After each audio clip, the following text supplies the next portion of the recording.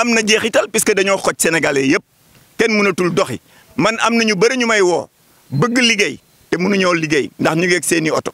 waaye nee nañu nan la ñuy def man leen taxaw leen moo gën a wóor puisque bu ñu leen yàqalee mënuma leen fay état du leen fay assurance du leen fay kon nag bu yeboo ngeen taxaw loolu moo tax ñu taxaw du question ñoom seen ndigal la de du question la ñuy wax ni na oto yi taxaw moo tax oto yi taxaw oto yi bëgg nañ liggéey dañoo ragal ñu yàqal leen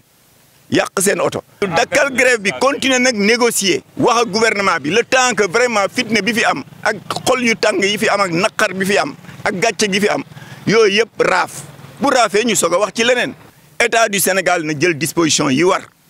man am na ay kilifa ci réew mi yoo xamante ni jokkoo naa ci ak ñoom par téléphone nee naa leen yéen a war a jóg nag jël décision sécuriser nit ñi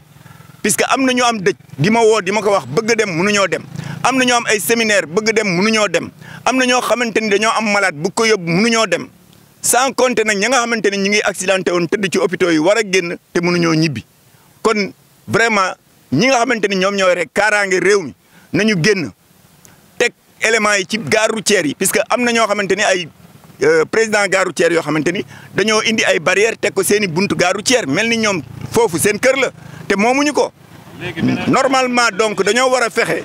ñoom ñëpp gare routière yooyu yëpp ak mbedd yëpp ñu teg ci ay agents ay forces de défense et de sécurité ba nit ñi ku bëgg liggéey génn liggéey bu ñu ko defoon balaa 24 heures circulation bi revenir à la normale.